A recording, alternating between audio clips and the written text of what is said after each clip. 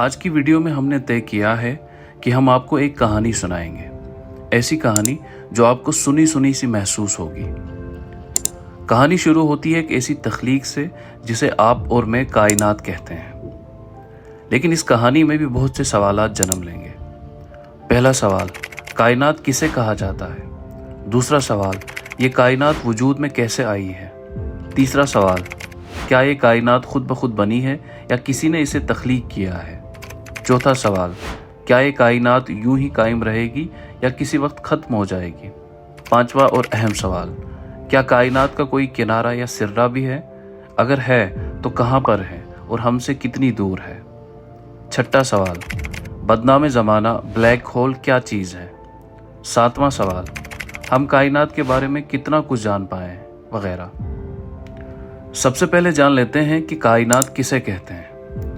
اس سوال کے اتنے سارے جوابات ہیں کہ انہیں سمیٹ پانا مشکل کام ہے، لیکن اس کا سادہ جواب یہ ہے کہ ہر وہ چیز جو موجود ہے اسے کائنات کہا جاتا ہے، جس میں stars, planets, galaxies, time and space, matter, energy, تمام جاندار اور چھوٹے سے ایٹم سے لے کر بڑی بڑی گلیکسیز تک سب کائنات کا حصہ ہیں۔ واقعہ یہ ہے کہ یہ سب چیزیں ایک باقاعدہ نظام اور ڈسپلن سے کام کرتی ہیں، جس سے ہماری عقل تقاضا کرتی ہے کہ ان سب چیزوں کا کوئی نہ کوئی آغاز ہونا چاہیے، جس سے یہ معنی نکلتے ہیں کہ ان سب چیزوں کا کوئی خالق بھی ہونا چاہیے، کیونکہ اتنے زبردست ڈسپلن اور سسٹمیٹک طریقے سے چلنے والی کوئی بھی شے خود سے پیدا نہیں ہو سکتی اور نہ خود سے آپریٹ کر سکتی ہے۔ کائنات کے آغاز کے بارے میں بہت سے نظریات پائے جاتے ہیں، جن میں کچھ نظریات مذہبی، کچھ فلسافیکل اور کچھ نظریات سائنٹیفک ہیں۔ مذہب کے مطابق یہ کائنات ہمیشہ سے موجود نہیں تھی، بلکہ اسے تخلیق کیا گیا ہے۔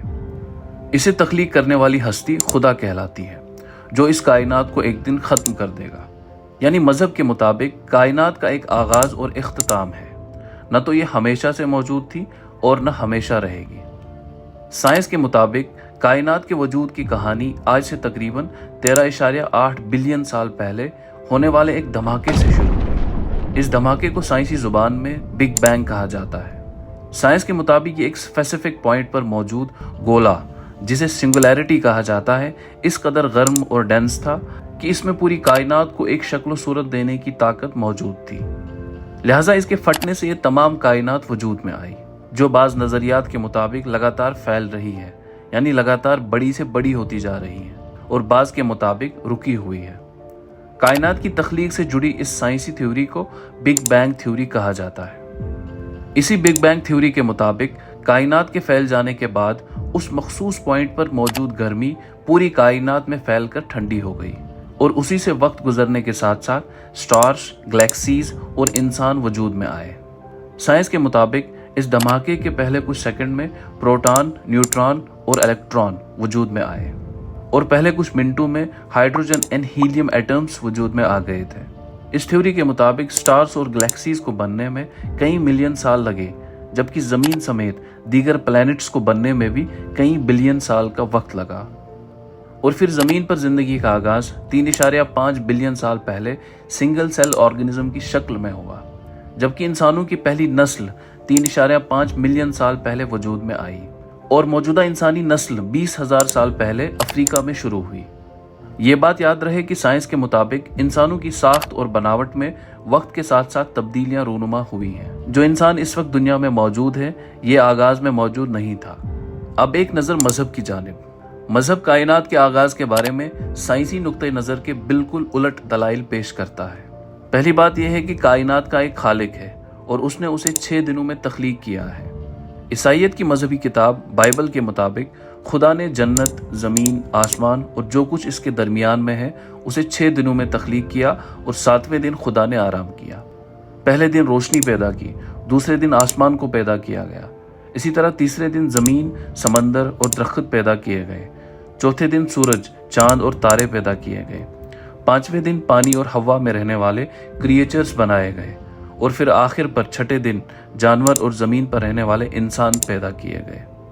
تخلیق کائنات کے بارے میں اسی طرح کی بات قرآن میں بھی بیان ہوئی ہے۔ وہیں دوسری جانب ہندو مت کے مطابق کائنات 4 یگوں میں تخلیق کی گئی ہے۔ لیکن اصل حقیقت کیا ہے؟ کائنات کی یہ تخلیق کیسے ہوئی ہے؟ کیا کسی نے اسے پیدا کیا یا یہ خود بخود وجود میں آ گئی ہے؟ کافی ریسرچ کے بعد اس سوال کے 4 جوابات دیکھنے کو ملتے ہیں۔ پہلا یہ کہ کائنات نے خود ہی خود کو وجود بخشا۔ دوسرا یہ کہ کسی دوسری کائنات نے اسے وجود بخشا۔ تیسرا یہ کہ کائنات عدم سے خود بخود وجود میں آئی، عدم یعنی فرام نان ایگزسٹنس۔ اور چوتھا یہ کہ کسی خالق نے جو اس کائنات سے جدا اپنی ایک الگ ہستی رکھتا ہے، اس نے اسے تخلیق کیا ہے۔ اب جبکہ یہ خوبصورت کائنات وجود میں آ چکی ہے، لیکن کیا کبھی ایسا بھی ہوگا کہ یہ ختم ہو جائے گی؟ سائنس کے مطابق کائنات لگاتار پھیلتی جا رہی ہے، اور یہ دونوں باتیں پاسبل ہیں کہ کائنات کا اختتام ہو جائے یا یہ یوں ہی قائم رہے۔ ان دونوں باتوں میں سے جس جانب سائنس کا جھکاؤ زیادہ ہے وہ یہ کہ کائنات ہمیشہ یوں ہی قائم رہے گی۔ لیکن مذہب یہاں بھی اپنی بات پیش کرتا ہے۔ اسلام کے مطابق اس کائنات کا ایک آغاز ہے اور اختتام بھی، اور اختتام کے وقت اس ساری کائنات کو ختم کر دیا جائے گا، جسے اسلام نے قیامت کے دن کے طور پر بیان کیا ہے۔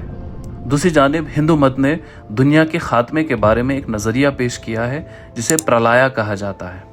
اس نظریے کے مطابق بھگوان وشنو زمین پر اتر کر تمام نیگیٹو پاورز کو ختم کر دے گا، اور تباہی کے اس دور کے بعد بھگوان برہما بیدار ہوں گے اور تخلیق کا ایک نیا دور شروع ہوگا۔ ہندو مت میں برتھ اینڈ ڈیتھ کے انفینائٹ سائیکل کا تصور بھی پایا جاتا ہے، جس کا ہر سائیکل 8.64 بلین سال تک چلتا ہے۔ ان سب باتوں کے بیچ کائنات کی ایک شکل صورت ہونا بھی ضروری ہے۔ اس سوال کے 3 جوابات ہیں۔ ایک یہ کہ کائنات کاغذ کے ورق کی مانند فلیٹ ہے، دوسرا یہ کہ کائنات گول یعنی بال کی شکل کی ہے، اور تیسرا گھوڑے پر رکھی جانے والی کاٹھی کی مانند۔ ان تینوں باتوں میں سے جو بات سائنسی طور پر قبول کی گئی ہے وہ یہ کہ کائنات کاغذ کی طرح فلیٹ ہے اور لگاتار پھیلتی ہی جا رہی ہے۔ لیکن کیا لگاتار پھیلے جانے والی اس کائنات کا کوئی کنارہ ہے بھی یا نہیں؟ اگر ہے تو کیا وہاں تک پہنچ پانا ممکن ہے؟ اور اگر پہنچ بھی گئے تو اس کے آگے کیا ہوگا؟ کیا اس سے آگے کوئی دوسری کائنات ہے؟ سائنس کے مطابق کائنات لگاتار اپنے چاروں جانب ایکسپینڈ ہو رہی ہے۔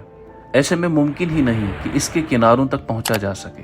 پھر بھی اگر کائنات کی اس حد کو کنارہ تسلیم کیا جائے جہاں تک ہم کائنات کو آبزرو کر پائے ہیں، تو وہاں تک پہنچنے میں 46.5 بلین لائٹ ایئرز کا وقت درکار ہے۔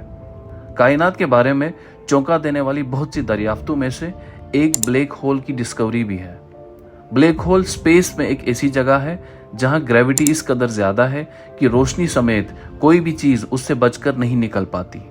سائنس کہتی ہے کہ ہر گلیکسی میں ایک سپر میسیو بلیک ہول موجود ہوتا ہے۔ انسانوں کے لیے بلیک ہول کو ننگی آنکھ دیکھ پانا ممکن نہیں ہے۔ اب سوال یہ پیدا ہوتا ہے کہ یہ بلیک ہول بنتا کیسے ہے؟ بلیک ہول اس وقت وجود میں آتا ہے جب کوئی ستارہ کولیپس کر جاتا ہے۔